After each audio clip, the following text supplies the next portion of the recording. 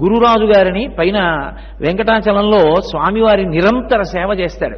నేను ఒకసారి చాలా చిన్నపిల్లవాడు, అతనితో నేను ఒక మాట అన్నా, గత జన్మలలో ఎంత తపస్సు చేశావయ్యా, ఎప్పుడు స్వామివారి సేవ చేసుకుంటున్నావు, ఇంత చిన్న వయసులో ఎంత అదృష్టవంతుడివి అన్నాడు. నేను ఆయన అన్న మాట మరిచిపోలేని జీవితంలో. ఆయన అన్నాడు, నా తపస్సు కాదు కోటేశ్వరరావు, కారణం ఆయన కారుణ్యం, పాపులను దగ్గర చేసుకుని మా పాపాలు పోగొడుతుంటాడు, అందుకు ఇచ్చాడు అవకాశం. ఎంత ఆర్ద్రత, ఎంత అర్హత, అది మనిషి మనసులో ఉండవలసిన లక్షణం. అది నోటితో అనడం కాదు, అతని గుండె లోతుల్లోంచి అన్నాడు ఆ మాట. అదిగో అలా నిజమేనండి, మేము ఎంత తపస్సు చేశామో అని ఉంటే వేరుగా ఉంటుంది. నిజమే, ఏ అదృష్టం లేకుండా ఎందుకు చేరుతాడు అక్కడ, కాదు. కానీ ఆయన అలా భావన చేసుకుని స్వామి నన్ను అనుగ్రహించావా అన్నాడు. ఓ పోతన గారు అన్నారు ఆ మాట, పలికిడిది భాగవతమాట, పలికించు విభుండు రామభద్రుండట, నే పలికిన భవహరమగునట, పలికెద వీరుండుగాధ పలుకగనేలా. నీరాశా భాగవతం అనలేదు ఆయన, రాయించుకున్నాడు రాముడు నా చేత. ఎందుకు రాయించుకున్నాడంటే, నేను ఆ భాగవతాన్ని పలికితే ఇక మళ్ళీ నేను పుట్టవలసిన అవసరం లేకుండా చెయ్యాలని, నా పాపాలు ఎక్కువ ఉన్నాయని నన్ను ఉపకరణం చేసుకున్నాడు. కానీ ఆయన ఏం పలికిస్తున్నాడో అది పలుకుతాను, నాకు స్వాతంత్ర్యం ఎందుకు అన్నాడు. ఈ మైకు నీ చెప్పింది చెప్తుంది తప్ప, ఏమిటో ఈ కార్తీక మహత్యం ఏమిటో నాకు ఇష్టం లేదు, నేను రామాయణం చెప్తానని చెప్తుందా? నేనేం చెప్తే అది చెప్తుంది, దానికేం స్వాతంత్ర్యం లేదు. పోతన గారు అలా అన్నారు, రాముడు ఏం పలికిస్తున్నాడో అది పలుకుతోంది ఈ శరీరం తప్ప, రాముడు పలికించనిది, రాముడు ఇది చెయ్యి అన్నది కాకుండా ఇంకొకటి చెప్పే స్వాతంత్ర్యం నాకు అక్కర్లేదన్నారు. అది పరిణితి. నువ్వు ఏం రాశావన్నది కాదు ప్రధానం, నువ్వు ఎంత భక్తితో రాశావన్నది ప్రధానం. ఇది మహానుభావుని యొక్క కలంలోంచి జాలువారినటువంటి భావన విశేషం. కాబట్టి సంస్కారం అబ్బితే మాట మాట్లాడడం గొప్ప కాదు, మాట మాట్లాడడానికి స్వరపేటిక పెట్టినవాడెవరు? కాబట్టి నా మాట ఇతరుల బాధకు కారణము కాకుండుగాక, నా మాట ఎప్పుడూ ఇతరుల యొక్క మనశ్శాంతికి కారణముగాక. ఇప్పుడు ఆ మాట విలువ గుర్తించాడు, అది పరమేశ్వరుడు ఇచ్చాడు స్వరపేటిక, అది మిగిలిన ప్రాణులకు లేదు, నాకుంది, ఇప్పుడు ఉపయోగపడింది. ఒక మాట మాట్లాడితే ఈశ్వరుడికి కృతజ్ఞత చెప్తాడు, ఈశ్వరా ఈ కంఠం పెట్టావు కాబట్టి రక్షించావు, అదృష్టవంతుడిని. అది ఉపాసన. ఇప్పుడు ఆయన పూజామందిరంలో ఎంతసేపు కూర్చున్నాడంటే అని అడగకూడదు, ఆయన మాట మాట్లాడితే ఈశ్వరుణ్ణే స్మరించి కృతజ్ఞత చెప్తాడు. సకలమపి ముద్రా విరచన, ఆయన ఇప్పుడు ఇలా అండవు.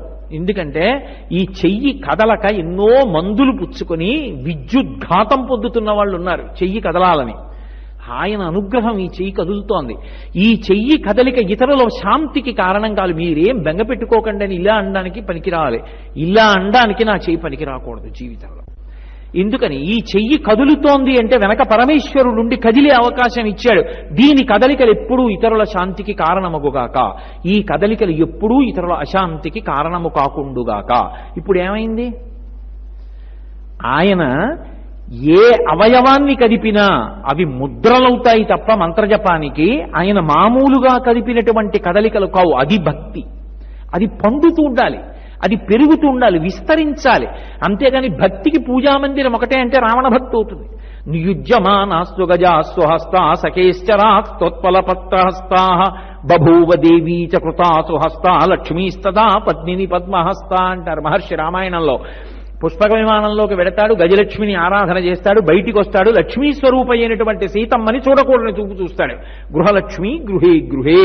పద్మావతి అమ్మవారి మందిరంలోకి వెళ్లి పద్మావతీదేవిని దర్శనం చేసి బయటికి వస్తున్నప్పుడు నీకు కంటికి కనపడిన సువాసినులందరూ ఆ పరదేవతా స్వరూపిణులే. ఆ భావన నీకున్ననాడు నువ్వు నిరంతరం అమ్మవారి దర్శనం చేస్తున్నావు. అక్కడికి వెళ్ళి నమస్కారం పెట్టి బయటికి వచ్చి చూడకూడని చూపు చూస్తే ఆ అమ్మవారికి తెలియదు నువ్వు ఎటువంటి చూపు చూస్తుంటావో, అసహ్యించుకుంటుంది. చీ నువ్వు వస్తే నాకు పరమ అసహ్యం రా అంటుంది. యోగ్యత కలిగిన పుత్రుడు అంటే అమ్మ సంతోషించే కొడుకు అంటే లోచూపుని అమ్మ లోచూపుతో చూస్తుంది, లోచూపుని అయ్య లోచూపుతో చూస్తాడు. ఇది ఉపాసన కాలంలో మరీ ప్రత్యేకంగా చూస్తారు. పరీక్షాకాలం విద్యార్థికి లాగా జీవితం సార్థక్యం పొందే కాలం. అందుకని ఆషాఢ శుద్ధ ఏకాదశి ఆయన పడుకుంటున్నాడు అంటారు. అంటే నువ్వు జీవితాన్ని సార్థక్యం చేసుకో, నీ మనసుని భగవంతుని యందు పెట్టడానికి ప్రయత్నం చెయ్యి. ఇప్పుడు కర్మేంద్రియములు దానికి సాధనం, ఇది జాగ్రత్తగా పట్టుకోవాలి. అభ్యాసయోగేన తతో మామిచ్ఛాప్తుం ధనంజయ అంటాడు. శ్రీకృష్ణ భగవానుడు భగవద్గీతలో నా మనసు పెట్టు అన్నారనుకోండి. ఇప్పుడు నేను మీ దగ్గరికి వచ్చాయా మీ అందరూ మనసుని భగవంతుడి దగ్గర పెట్టండి అన్నాను అనుకోండి, వెంటనే అందరం మనసు భగవంతుడి దగ్గర పెట్టేశాం అనుకోండి, అయిపోయిందంటే అందరూ యోగులు అయిపోయారు. అలా పెట్టేస్తే ఇంకే, ఈ పువ్వు అక్కడ పెట్టంటే పెట్టచ్చు, అయ్యా స్నానం చేసిరా అంటే చేసి రావచ్చు, కాళ్ళు కడుక్కో అంటే కడుక్కోవచ్చు, మనసు ఇక్కడ ఉంచంటే ఉంటుందా? అంత తేలిక విషయం కాదు. ఇప్పుడే నేను అక్కడ కూర్చుని ఉండగా ఆనంద నిలయంలో అందరినీ లైన్లో పంపించేటటువంటి అధికారి వారు ఇక్కడే ఉన్నారు. ఆయన నాతో ఒక అమృతతుల్యమైన మాట అన్నారు. ఏమండి, వెంకటాచలానికి వచ్చి ఆనంద నిలయంలో ఆ స్వామిని లిప్తకాలం చూస్తే మురిసిపోయేవాళ్ళు కోట్ల మంది ఉన్నారు. నిలబెట్టలేదు నిలబెట్టలేదు నిలబెట్టలేదు అంటారు. అక్కడికి వచ్చిన తర్వాత ఏవో మాట్లాడుకుంటారు పక్క వాళ్లతో. అయ్యా అలా మాట్లాడకండి అన్నాం అనుకోండి, అహంకారం వస్తుంది. మీరు మాకు చెప్పేవాళ్ళ అన్నట్లుగా ఉంటుంది. అందుకని వాళ్ళ మనసు గాయపడకుండా వాళ్ళకి ప్రయోజనం కలగడానికి నేను ఒక మాట అంటుంటాను, స్వామిని చూడండి స్వామిని చూడండి అంటూ ఉంటాను. వాళ్ళు వెళ్ళిపోతూ అయ్యో మేము పొరపాటు పడి అక్కర్లేని మాటల్లో పడ్డాం, కాలము దుర్వినియోగం అయిపోకుండా మీరు చేసిన హెచ్చరిక మాకు పనికొచ్చింది అని వెళ్ళిపోతూ ఉంటారండి. వాళ్ళకి ప్రయోజనం కల్పించడం కోసం నేను అక్కడ నిలబడుతూ ఉంటానన్నారు. అబ్బా ఎంత మంచి మనసురా అనుకున్నాను నేను. అది అవతల వారు మనసు పెట్టడం అంత తేలికైన విషయం కాదు. అందరూ మనసు భగవంతుడి దగ్గర పెట్టేశామనుకోండి, ఇంకే తరించిపోయినట్టే ఉత్తర క్షణంలో. ఇన్ని ప్రవచనాలు ఎందుకు, ఇన్ని గ్రంథాలు ఎందుకు, ఇంత సాధన ఎందుకు, ఏమీ అక్కర్లేదు. అయ్యా మీరు పెట్టండి మనస్సు. అదే ఆయన ఎప్పుడో చెప్పాడు, గీతలోనే చెప్పేశాడు, నాకు అవేం అక్కర్లేదు నీ మనస్సు నా దగ్గర పెట్టన్నాడు. అలా పెట్టేస్తే ఇంకే పెట్టలేం కాబట్టి ఏం చేయాలి, కర్మేంద్రియాలకి పని చెప్పాలి. మనసు వెళ్ళటం లేదు, నువ్వు కర్మేంద్రియాలకి ఉపకరణం చేసుకో. ఈ కాళ్లతో కొండెక్కు, ఈ నోటితో గోవిందనామం చెప్పు, ఈ చేతులతో ఈశ్వరుడి సేవ చేయి. అవి కర్మేంద్రియాలు చేస్తుంటే కొన్నాళ్లు పోయాక మనసు గుర్తు చేస్తుంది. అది దాని బలం బలహీనత. ఏరా 2 నెలలకోసారి వెంకటాచలం వెళ్ళాలనుకున్నాం, 3వ నెల వచ్చేస్తోంది ఇంకా వెళ్ళలేదు. 2 నెలలకోసారి ఓపిక ఉన్నన్నాళ్ళు కొండ నడిచి ఎక్కుదాం అనుకున్నాం, మనం వెళ్ళాలి కదా, డబ్బు కోసం తాపత్రయపడితే ఎలా, పోన్లే జనరల్ కంపార్ట్మెంట్లోనైనా వెళ్ళిపోదాం. ఇప్పుడు ఏమైంది, నీ మనసు అక్కడికి వెళ్ళడానికి నీ శరీరము కర్మేంద్రియముల యొక్క సంఘాతము కారణమైంది. అభ్యాసము చేత అది శ్రీరామ శ్రీరామ శ్రీరామ శ్రీరామ వ్రాస్తున్నాను అనుకోండి, అభ్యాస యోగీనతతో కొన్నాళ్ళకి ఏం చేస్తున్నా శ్రీరామ శ్రీరామ శ్రీరామ శ్రీరామ శ్రీరామ అన్నం అలవాటు. అందుకొచ్చింది భజన సంప్రదాయం. భజన మండళ్ళకి అంత పెద్ద పీట ఎందుకేస్తారో తెలుసా అండి? పండితుడా పామరుడా సంబంధం ఉండదు, అందరినీ అందులోకి కలుపుకుంటుంది భజన. మాకు తూర్పుగోదావరి జిల్లాలో కుగ్రామం మల్లవరం అని, అక్కడ తిరుమల తిరుపతి దేవస్థానం వారు ఒక గొప్ప రామాలయాన్ని భజన మండలిగా కట్టించారు.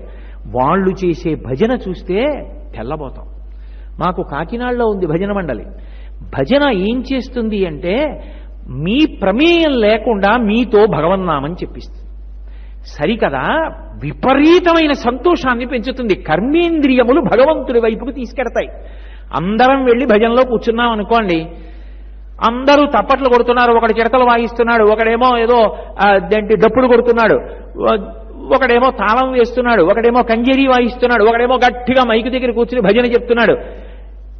శ్రీరామనామము పలుకనివారలు అన్నాడు. మిగిలిన వాళ్ళందరూ శ్రీరామనామము పలుకనివారలు, రఘునామనామము పలుకనివారలు, రఘునామనామము పలుకనివారలు. ఏమవుతారు వీళ్ళందరూ? చెప్పడు. సీతారామనామము పలుకనివారలు అంటాడు. సీతారామనామము పలుకనివారలు. వీళ్ళు భజన చేస్తుంటారు. వీళ్ళందరూ ఏమవుతారు? వింటుంటాడు జాగ్రత్తగా ఏం చెప్తారని. జీవించి ఉండుటే నిస్సారము అంటాడు. ఇది రామనామం గొప్పతనం. ఇప్పుడు గట్టిగా రామనామం చెప్తారు అందరూ. కాబట్టి అయిపోయింది భజనంతా. ఎవడింటికో వెళ్ళిపోతున్నాడు, వాడి మోటార్ సైకిల్ వాడు ఎక్కాడు. వెళ్ళిపోతూ కూడా శ్రీరామనామము పలుకనివారలు, రఘురామనామము పలుకనివారలు అంటుంటాడు. అంటే ఇప్పుడు తన ప్రమేయం లేకుండా తన నోరు కాసేపు రామనామం పలుకుతాడు. ఇది కర్మేంద్రియముల చేత అభ్యాసము చేత మనసుని తీసుకొస్తారు అక్కడికి. అలా మెల్లిగా రాముని యందు భక్తి ఏర్పడుతుంది, రామాయణం మీద భక్తి ఏర్పడుతుంది. ఇది ఉపాసనకి మార్గం. అప్పుడు ఏమవుతుంది, పండిన స్థితిలో మీరు ఏం చేస్తున్నారన్న దాంతో సంబంధమే ఉండదు. కలిసి వచ్చిందా కలిసి రాలేదా, కష్టం వచ్చిందా సుఖం వచ్చిందా? భగవాన్ రమణులు అంటారు, చెరుకు కర్రని పట్టుకుని కత్తితో నరికిన, పళ్ళ మధ్యలో పెట్టి నవిలిన, లేదా దాన్ని మరలో పెట్టి తిప్పిన అది తీయటి రసాన్ని ఇస్తుంది తప్ప బాధపడేది మాత్రం ఉప్పగా ఎప్పుడూ ఉండదు. నిజమైనటువంటి పండిపోయిన భక్తికి వెళ్ళిపోయినటువంటి వాడు శరీరం ఏమవనివ్వండి, ఏది వస్తోంది ఏది పోతోంది సంబంధం ఉండదు. లోపల మాత్రం భగవంతుణ్ణి పట్టుకుని పరవశించిపోతుంటాడు. నిన్ను సేవింపగ నాపదల్పడమని నిత్యోత్సవం బబ్బని జనమాతృండనని సంసార మోహంబు పైకొనని జ్ఞానము గల్గని గ్రహగతులు కుందింపని మేలు వచ్చిన రాణి అవి నాకు భూషణములే శ్రీకాళహస్తీశ్వర అంటాడు దుర్జటి. అదిగో ఆ స్థాయికి వెళ్ళిపోయి యోగరతో వా భోగరతో వా సంగరతో వా సంగవిహీన యస్యద్బ్రహ్మణి రమతి చిత్తం నందతి నందతి నందత్యేవ. శ్రీభాష్యం అప్పలాచార్య స్వామి వారిని విశాఖపట్నంలో ఉండేవారు. ఎవరైనా రామాయణం చెప్పండి అని అడగడమే లోపం. సంకలో రామాయణం పెట్టుకుని వాళ్ళ ఇంటికి వెళ్ళి రామాయణం చెప్పొస్తుండేవారు మహానుభావుడు.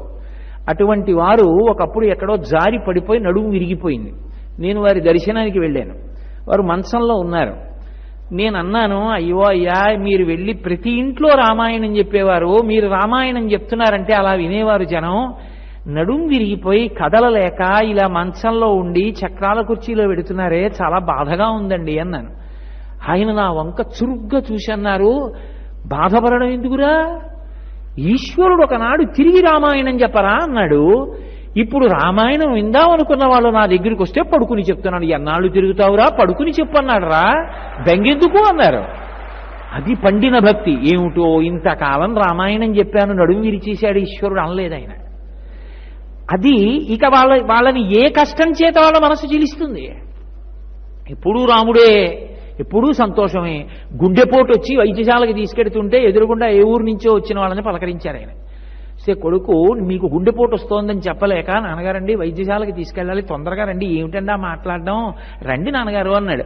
ఆయన అన్నారు, పూర్వభాషీచ రాఘవ పలికి కనపడితే ముందు పలకరించేవాడు రా రాముడు, రామాయణం చెప్పిన నేను వచ్చిన వాళ్ళని పలకరించకపోతే ఏం మర్యాదరా అన్నారు. అది కాదు రామాయణం జీర్ణం అవడం అంటే, అది కాదు భక్తి అంటే. యోగరతో వా భోగరతో వా సంగరతో వా సంగవిహీన యస్యద్బ్రహ్మణి రమతి చిత్తం నందతి నందతి నందత్యేవ. అదిగో ఉపాసన పండడం అంటే అది.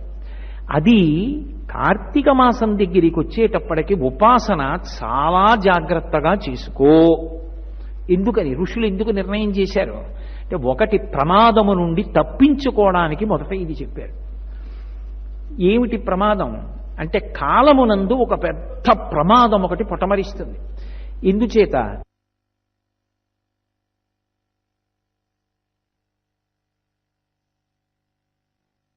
రావుభౌ అంటాడు వేదవ్యాస భగవానుడు దేవీ భాగవతంలో. యమధర్మరాజు గారి యొక్క 2 కోరల్లో ఒక కోరని శరదృతువులో బయటికి పెడతాడు. వసంత ఋతువులో 2వ కోర పైకొస్తుంది. యమధర్మరాజు గారి యొక్క కోర ఎప్పుడు పైకొస్తుందో అప్పుడు పరమ భయంకరమైనటువంటి ప్రమాదములు జరుగుతాయి. జరిగి చదవడానికి చూడ్డానికి కూడా రోమాంచితమై ఒళ్ళు జలధరించేంత భయంకరమైనటువంటి సంఘటనలు జరిగి జనులు నశించిపోతారు. ప్రమాదములు పొడసూపడం ఒకెత్తు, ప్రమాదములు జరగడం ఒకెత్తైతే అంటువ్యాధులు మొదలైనటువంటివి ప్రబలడం, వరదలు రావడం, అకాలమైనటువంటి వర్షాలు పడడం, బాహ్యమునందు సంపద పంట మొదలైనటువంటివి నశించడం, ఇవన్నీ కారణమై ఉంటాయి. ఇంత నష్టం జరగకుండా ఉండాలి అంటే ఈశ్వరుని యొక్క ఉపాసన ఒక్కటే మార్గం. భగవంతుని ఉపాసన చేశామనుకోండి, శ్రీ మనకి అనుగ్రహింపబడుతుంది. వెంకటేశ్వరుడికి శ్రీదేవి భూదేవి భార్యలు అంటే ఆయనకి ఏదో సరదా పుట్టి ఇద్దరిని పెళ్లి చేసుకున్నాడని భావన చేయకూడదు. ఆయన విభూతులవి. ఈ భూమి నుండి అనేకమైన సంపదలు వస్తాయి. అందుకే వసుంధర అని పేరు భూమికి. ఐశ్వర్యం ఎక్కడి నుంచి వస్తుంది అంటే భూమిలోంచే వస్తుంది. నేను ఇల్లు కట్టుకోవాలి, కావలసిన ఇటకలు ఎక్కడి నుంచి వస్తాయి? భూమిలోంచే. నేను కారు కొనుక్కోవాలి, కారు తయారు చేయడానికి ఇనుము ఎక్కడి నుంచి వస్తుంది? భూమిలోంచే. కారు నడిచే పెట్రోల్ ఎక్కడి నుంచి వస్తుంది? భూమిలోంచే. అసలు భవతి ఉన్నాడు అంటారు సంస్కృతంలో. ఉండడానికి ఆధారం భూమే, తినడానికి పంట భూమిలోంచే. అన్నీ ఇచ్చేది భూమి. అలా ఇవ్వాలా వద్దా? ఎవరిని అడిగిస్తుంది ఆవిడ? ఆయన ఇటు తిరిగి అన్నాడు అనుకోండి, ఆవిడ ఇస్తుంది. ఆయన ఎప్పుడు ఇలా అంటాడు, నేను చెప్పినట్టు బ్రతుకుతున్నారా, ఇదొక్కటి ఆయనకు కావాలి. ఆయన ఎప్పుడు చెప్పాడు, వేదంలో చెప్పాడు. వేదం ఆయన యొక్క మాట. వేదంలో ఆయన ఎలా బ్రతకమని చెప్పాడో అలా బ్రతుకుతున్నారు, అనుగ్రహించు. ఇప్పుడు పంట వచ్చింది, పంట పండింది, చేతికి రావాలి, అది శ్రీ అనుభవంలోకి రావాలి, తినాలి. తినాలి అంటే ద్రాపేయం ధస్వస్పతే దరిద్రం నీలలోహిత ఏషాం పురుషాణం ఆభేర్మోరోమో ఏషాం కించనా మమతు అని ఎదుర్వేదం. అక్కడ సంపత్తి ఉండడం కాదు, అనుభవంలోకి రావాలి అంటే ప్రతిబంధకంగా రోగం లేకుండా ఉండాలి. ఎవరో పట్టుకొచ్చి నాకు ఇంత పెద్ద లడ్డు ఇచ్చారు, కానీ లడ్డు తినాలి అంటే నాకు మధుమేహం లేకుండా ఉండాలి. ఉంటే కదూ నేను తింటాం, లేకపోతే ఎలా తింటారు, తినలేరు. అందుకే వచ్చినటువంటి సంపద అనుభవంగా రావాలి అంటే మళ్ళీ భగవంతుని యొక్క అనుగ్రహం ఉండాలి. అందుకే సంపద అనుభవము రెండూ మనం పొందాలి అంటే మధ్యలో ఉన్న పరమేశ్వరుడి యొక్క అనుగ్రహము ఉంటే తప్ప సాధ్యము కాదు. అది ఆయన ఇద్దరినీ భార్యలుగా పొంది ఉన్నాడు అన్న మాటకు అర్థం. ఇప్పుడు అటువంటి పరమేశ్వరుడు సమస్తాన్ని ఇవ్వగలడు. కానీ ఈ శరదృతువు దగ్గరికి వచ్చేటప్పటికి యమధర్మరాజు గారి కోర ఒకటి పైకొస్తుంది. పైకి వచ్చిన కారణం చేత ఎక్కడ చూడండి పంట కాని, ఐశ్వర్యం కాని, మనుష్యులు కాని పరమ భయంకరమైన ప్రమాదములకు వశులై వెళ్ళిపోతూ ఉంటారు. దీన్ని తప్పించుకోవాలి అంటే ఆశ్వయుజ మాస ప్రారంభం నుండి భగవంతుని యొక్క ఉపాసన బాగా చెయ్యి. ఎక్కడ దోషం ఉందో దోషాన్ని మన్నించగలిగిన వాడు కూడా పరమేశ్వరుడే. అందుకని భగవంతుని యొక్క ఆరాధన చెయ్యండి. శరదృతువులో తప్పకుండా చెయ్యాలి, వసంత ఋతువులో తప్పకుండా చెయ్యాలి. అందుకే శారదా నవరాత్రులతో ప్రారంభం, అక్కడ వసంత నవరాత్రులు. 9 పట్టుకుంటే 9 అంకెలలో పెద్దది 10, ఒకటి పక్కన 0 పూర్ణత్వాన్ని పొందాలి ఆయన పక్కన. దానికి ప్రమాదము నుండి తప్పించుకోవడానికి ఈశ్వరుడి పాదములు వినా వేరొక మార్గము లేదు. కొన్ని ఉంటాయి, వచ్చేస్తోందని తెలుసుకోగలవేమో, తప్పించుకునే మార్గం మాత్రం నీ చేతిలో ఉండదు. గంటకి 200 కిలోమీటర్ల వేగంతో గాలి వీస్తుందని తెలుసుకోగలవేమో, సముద్రం పొంగి కొన్ని 100 గ్రామాల్ని ముంచెత్తుతుంది అని తెలుసుకోగలవేమో, సముద్రం పొంగకుండా చేయలేవు. 200 కిలోమీటర్ల వేగంతో గాలి వీయకుండా చేయలేవు. కానీ అలా ఆపగలిగిన వాడు ఒకడున్నాడు, వాడు ఈశ్వరుడు. మధ్వాచార్యుల వారు సముద్రపుటుడున వెళ్ళిపోతున్నారు. దూరంగా ఓడ వెడుతోంది, బ్రహ్మాండమైన తుఫాన్ వచ్చి ఓడ ఊగిపోతోంది, ఇక మునిగిపోవాలి. ఆ ఓడలో ఒక విదేశీయుడు నాయకుడిగా ఉన్నాడు. ఆయన ఒడ్డు వంక చూశాడు. కాషాయాంబరములు కట్టుకుని మధ్వాచార్యుల వారు ఎడుతున్నారు. ఈ దేశంలో భగవంతుణ్ణి నమ్ముకున్న వారు ఏదైనా చేయగలరు వాళ్ళ ప్రార్థన చేత. ఆయన తెలుసుకున్నాడు. పెద్ద పెద్ద కేకలు వేశాడు, అయ్యా రక్షించండి రక్షించండి అని. కరుణాగ్ర హృదయులు మధ్వాచార్యుల వారు. వెంటనే ఆయన తన మీద ఉన్న ఉత్తరీయం తీసి ఆకాశం వెపకి ఇలా ఊపి ఆగో అన్నారు. అంతే, భక్తుడి ప్రార్థన పరమేశ్వరుడు మన్నిస్తాడు. తుఫాన్ అయిపోయింది. ఆగిపోగానే ఓడలో ఉన్నటువంటి నాయకుడు చిన్న పడవెక్కి ఒడ్డుకొచ్చాడు. మధ్వాచార్యుల వారి కాళ్ళ మీద పడ్డాడు. అయ్యా, ఇంత అనుగ్రహించారు, ఓడ మునిగిపోవాలి, మీ అనుగ్రహం వల్ల తప్పింది ప్రమాదం, మీరొక్కసారి ఓడ దగ్గరికి వచ్చి మీకు ఏ వస్తువు కావాలంటే తీసుకోండి అన్నాడు. నాకెందుకయా వస్తువులు, నాకు అక్కర్లేదు, ఏమీ అక్కర్లేదు, శుభం భూయాత్, మీరు సంతోషంగా ఉండండి అంటే ఆయన అన్నాడు, కాదు కాదు, కృతీచ ప్రతికర్తవ్యం దేశధర్మ సనాతన, అందున ఈ దేశంలో ఆచారం, వచ్చి మీరు ఏదో ఒకటి తృణమో పణమో తీసుకెళ్ళండి, నాకు సంతోషం. వెళ్ళారు మధ్వాచార్యుల వారు. లోపలికి వెళ్ళి చూశారు, ఒక పెద్ద గంధపు ముద్దలో ఏదో ఉంది, ఇది కావాలి నాకన్నారు. తీసుకొచ్చి ఉడుపి క్షేత్రంలో పుష్కరిణిలోకి అడిగారు. శ్రీకృష్ణ భగవానుడు రుక్మిణీదేవికి బహూకరించడం కోసమని విశ్వకర్మ చేత చేయించినటువంటి బాలకృష్ణుడి యొక్క విగ్రహం, అదే ఇప్పుడు ఉడుపి క్షేత్రంలో ప్రతిష్ఠితమయ్యింది. ఒకనాడు మధ్వాచార్యుల వారు ఉత్తరీయం ఊపితే తుఫాన్ ఆగిపోయింది. పరమేశ్వరుడే అనుగ్రహిస్తే ఉపద్రవములుండవు, అందరూ సంతోషంగా ఉంటారు. ఏ కాలమునందు ప్రమాదము పొటమరించే అవకాశం ఉంటుందో ఆ కాలమునందు దానికి నివారణోపాయంగా నేనొక్కడిని రక్షింపబడడం కాదు, నాకు 7 అంతస్తుల మేడుందండి, చాలా ఎత్తు మీద ఉందండి, సముద్రం పొంగొచ్చినా నాకేం అవదండి, అవసరం అయితే ఆ ప్రకటన వెలువడగానే నేను మా బంధువుల ఇంటికి విమానంలో వెళ్ళిపోగలనండి, నేను భాగ్యవంతుణ్ణండి, అది ఈ దేశ లక్షణం కాదు. నేను బ్రతకడం కాదు, నాతో అందరూ బ్రతకాలి. కారణం, మాతాచ పార్వతీదేవి పితాదేవో మహేశ్వర, మా తల్లిదండ్రులు వాళ్ళు, మేమందరం వాళ్ళ సంతానం, అన్నదమ్ములం, అందరూ బ్రతకాలి. అందుకని శం ద్విపదే శం చతుష్పదే, మనుష్యులు కాదు, 2 కాళ్లున్న మనుష్యులు, 4 కాళ్లున్న జంతువులు కూడా సుఖంగా ఉండాలి. సుఖంగా ఉండాలంటే భగవదారాధన చెయ్యాలి. ఎవడు అటువంటి శాసనం చెయ్యగలడో, ఎవడు అలా ఫలితాన్ని ఇవ్వగలడో అటువంటి వాడు అనుగ్రహించిన నాడు అసలు అటువంటి దుష్ఫలితములు కలగకుండా, ఉపద్రవములు ఏర్పడకుండా కాపాడగలడు. అందుకే యమధర్మరాజు యొక్క కోర పైకొచ్చేటటువంటి కాలం కాబట్టి ఈశ్వరోపాసన చేత నువ్వు రక్షణ కల్పించుకో. మనకి ఋషులు సూచన చేశారు. మీరు ఎప్పుడైనా గమనించండి, శరత్కాలం వచ్చినా వసంతకాలం వచ్చినా పరమ భయంకరమైనటువంటి ప్రమాదముల గురించి మనం చదువుతూ ఉంటాం. ఋషి ఉత్తినే చెప్పలేదు, ఛాందసత్వం కాదు, ఉన్న విషయాన్ని ఉన్నట్టుగా అర్థం చేసుకోవడానికి వినయము భక్తి అవసరమై ఉంటాయి. అది సత్యము అన్న మాట యందు విశ్వాసం ఉండాలి. అందుకని ఈ ఉపాసనా క్రమం వచ్చింది. ఇక ఈ కార్తీక మాసం దగ్గరికి వచ్చేటప్పటికి దీపం యొక్క ఆవశ్యకత చాలా విశేషంగా ఉంటుంది. ఎంతో గొప్పగా అసలు ఆశ్వయుజ మాసంలో వచ్చేటటువంటి అమావాస్య నాడు ప్రారంభం. ఒక దీపం కాదు, ఆవళి వరుస, దీపముల వరుస ఎప్పుడు ఏర్పడుతుంది? ప్రతిరోజు ఒక దీపం పెడితే మా ఇంట్లో 4 దీపాలు పెట్టి, మా పక్కింట్లో 4 దీపాలు పెట్టి, ఆ పక్కన 4 దీపాలు పెడితే దీపాలన్నీ కలిసి దీపాల తోరణం, దీపాల వరుస. దీపాల వరుసతో ప్రారంభం కావాలి ఆశ్వయుజ మాసం అమావాస్య నుంచి. ఇక ఈ మాసం వచ్చేటప్పటికి దీపానికి ఎనలేని ప్రాధాన్యత ఇస్తారు. కారణం, ఛాందసత్వంతో పెట్టారనుకోకండి. దీపానికి ఒక శక్తి ఉంటుంది.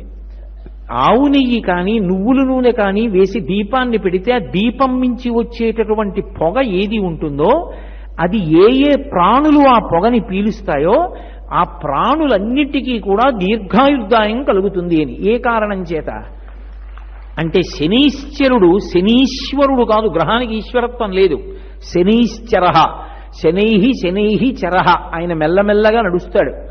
శనీశ్వరుడు హృదయము యొక్క నాడికి, ఆ జీవనాడికి ఆధిపత్యంలో ఉంటాడు. ఆయన ప్రీతి చెందాలి.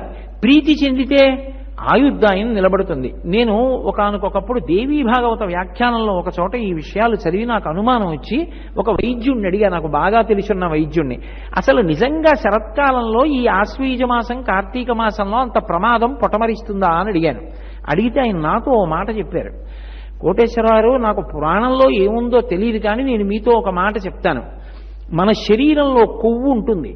ఆ కొవ్వు చాలా చిన్నదిగా, చిన్న చిన్న నలుసులుగా నెత్తుట్లో ప్రవాహంగా వెడుతూ ఉంటుంది. అది అంతకు ముందు పర్వాలేదు, బాగా వెడుతుంది. కానీ మంచు బయట పడడం, లోకం చల్లపడిపోవడం ప్రారంభమైతే లోపల ఉండేటటువంటి ఈ రక్తకేశనాళికలు, రక్తం ప్రవహించేటటువంటి వెంట్రుకవాసి సన్నగా ఉండేటటువంటి నాళములు సంకోచిస్తాయి, చలికి మూసుకుంటాయి, అవి దగ్గర పడతాయి. అప్పుడు ఈ కొవ్వు వెడుతున్నటువంటిది మెల్లిమెల్లిగా ఒకటి వెళ్ళి ఒక చోట ఆగుతుంది. దాని వెనక ఇంకొక చిన్న నలుసు లాంటిది వచ్చి చేరుతుంది, ఇంకొక నలుసు చేరుతుంది, మెల్లిగా అదో గింజంత అవుతుంది. అది ఏ మెదడు దగ్గరో లేకపోతే హృదయ కవాటం దగ్గరో అడ్డుపడితే, రక్త ప్రవాహం సరిగ్గా వెళ్ళకపోతే అప్పుడు పెను ప్రమాదములు సంభవిస్తాయి. సాధారణంగా ఈ ఋతువులోనే మాకు ఎక్కువగా హార్ట్ అటాక్ కేసులు వస్తాయండి. కారణమేమి అంటే బయట ఋతువుకి అనారోగ్యానికి ఓ సంబంధం ఉంది అని చెప్పారు నాకు వైద్యులు. ఋషులు, దార్శనికులు దీన్ని దర్శనం చేశారు. తులారాశిలో సూర్యుడు ఉంటాడు. సూర్యుడు భూమికి దూరంగా ఉంటాడు.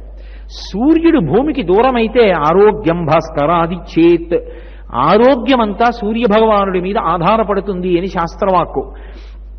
సూర్యకిరణములకు దూరమై భూమి చల్లబడిపోతే ప్రాణులన్నిటికీ ఉపద్రవం కలుగుతుంది.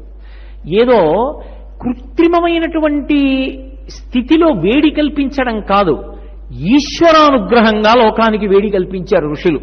అందుకే దీపాలు వెలిగింపచేశారు ఈ ఋతువులో. ఆ దీపాల మించి వచ్చేటటువంటి పొగ హృదయ నాడికి బాగా బలాన్ని ఇస్తుంది.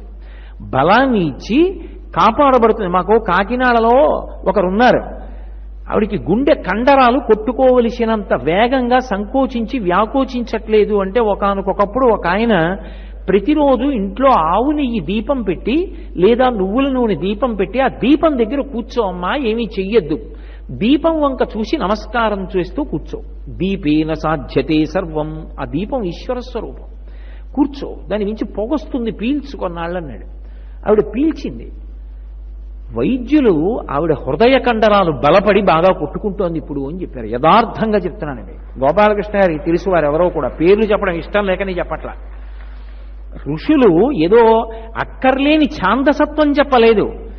భారతదేశంలో దీపావళి పండగ నాటి నుంచి ఇన్ని దీపాలు ఎందుకు వెలిగిస్తారు? ఒకప్పుడు గ్రీస్ దేశానికి చెందినటువంటి శాస్త్రవేత్తలు పరిశీలనం చేశారు.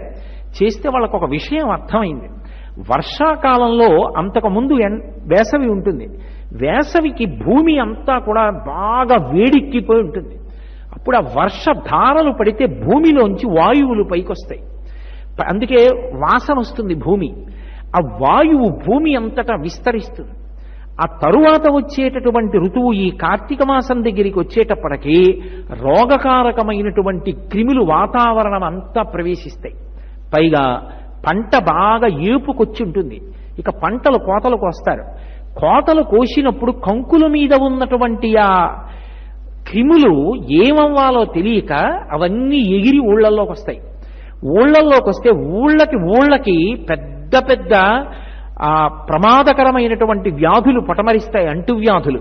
ఇవి రాకుండా ఉండాలి అంటే పూర్వకాలంలో ఏం చేసేవారంటే దీపాలు వెలిగింపచేశారు. దీపానికి కీటకం ఆకర్షణ పొందుతుంది. అది ఊరి మీదకి వచ్చి దీపాల దగ్గరికి వచ్చి దీపాల మీద పడిపోయేది. పడిపోతే రక్షింపబడేవి. ఇది పరిశీలించాడు శాస్త్రవేత్త. ఆయన నారిమన్ బోర్వెల్ అని, ఆయన గ్రీక్ దేశంలో దీపావళి దీపోత్సవము అన్న పేరు తీసేసి లైట్ క్యాచింగ్ థెరపీ అని చెప్పి ఒక లైట్ ట్రాపింగ్ థెరపీ అని ఒక పద్ధతిని డెవలప్ చేశాడు. భారతదేశంలో ఆశ్వీజ మాసం చివరి నుంచి దీపాలు ఎలా పెడతారో అలా గ్రీక్ దేశంలో కూడా దీపాలు ప్రతి ఇంటా వెలిగించండి. పంటలు పాడు చేసేటటువంటి క్రిములు, రోగకారకమైన క్రిములు నశించే అవకాశం ఉంది అని అలా వెలిగించడం మొదలుపెట్టిన తర్వాత గ్రీక్ దేశంలో రోగాలు, ఉత్పాతాల సంఖ్య తగ్గింది. ఒకనాడు ఋషి దార్శనికుడై చెప్పినటువంటి విషయాన్ని శాస్త్రవేత్తలు అంగీకరించారు తరువాతి కాలంలో. ఇవి ఇందుకు పెట్టబడ్డాయి. కానీ ఇక్కడ పెడితే భౌతిక రక్షణ కోసమని కాదు, అది ఈశ్వర స్వరూపంగా, ఆ దీపము ఈశ్వరుడే, అది మమ్మల్ని రక్షిస్తుంది అని దీపాన్ని వెలిగించడం అనేటటువంటి క్రియ ప్రారంభం చేశారు. అలాగే మనకి ఈ కార్తీక మాసం దగ్గరికి వచ్చేటప్పటికి పౌర్ణమి తిథికి వెడితే ప్రత్యేకంగా దీపమే ప్రధానమై ఉంటుంది. దీపమునకు ఉన్నటువంటి ప్రఖ్యాతి ఇక దేనికి ఉండదు. మీరు దీపం ఎక్కడ పెట్టారు అన్న దాంతో నియమం లేదు. మీరు ఇంట్లో పెట్టారా, శివాలయంలో పెట్టారా, విష్ణువాలయంలో పెట్టారా, మఠంలో పెట్టారా, ఇది కాదు. మీరు దీపం పెట్టారా లేదా, ఇది ప్రధానం. ఎందుచేత దీపం పెట్టడం అనేటటువంటిది కార్తీక పౌర్ణమికి అంత ప్రధానమైనది అంటే దానికి ఒక కారణం చెప్పారు. ఒకటి, ఆ కార్తీక పౌర్ణమి వచ్చేటప్పటికి మిగిలినటువంటి జీవకోటినంతటినీ ఉద్ధరించడానికి కావలసినటువంటి మంచి అవకాశం మనుష్య ప్రాణి పొందుతాడు. త్యాగే నైకే అమృతత్వమానసు, పరులకు ఉపకారం చేసి త్యాగం చేసిన వాడెవడో వాడు అమృతత్వాన్ని పొందుతాడు. సమస్త భూతకోటికి ఆ తిథి నాడు మహోపకారం చెయ్యడానికి కావలసినటువంటి అనుగ్రహ శక్తి మనుష్యునికి ఉంటుంది. ఎలా అంటే దీపాన్ని వెలిగించి, కేవలం లౌకికమైన దీపం కాదది, అందుకే దీపారాధన అన్న మాట వచ్చింది. పుష్పారాధన లేకపోతే ఏదో నైవేద్యారాధన అలా ఉండదు. ఏదో ఈశ్వరుడికి నైవేద్యం పెట్టడానికి 4 అరటిపళ్ళు పట్టుకొచ్చారనుకోండి, అరటిపళ్ళకి ఆరాధన చేయరు. లేకపోతే గంధం అక్కడ పెట్టారనుకోండి, గంధానికి ఆరాధన చేయరు. దీపం వెలిగిస్తే దీపారాధన, దీపానికి ఆరాధన ఉంది. ఎందుకని దీపము పరబ్రహ్మస్వరూపం. నత్ర సూర్యో భాతి నచంద్రతారకం నేమా విద్యుతో భాతి కుతోయమగ్ని తమీవ భాంతమనుభాతి సర్వం తస్య భాసా సర్వమిదం విభాతి. ఎక్కడ ఇక సూర్యచంద్రులు కూడా ప్రకాశించకుండా ఒక్క పరమేశ్వర తత్వము మాత్రమే ప్రకాశించి కొన్ని కోట్ల మందిని అనుగ్రహింపచేస్తుందో అటువంటి ప్రకాశము వెలుగులకు వెలుగైనటువంటి ఆ దివ్య యొక్క స్వరూపమే పరబ్రహ్మము.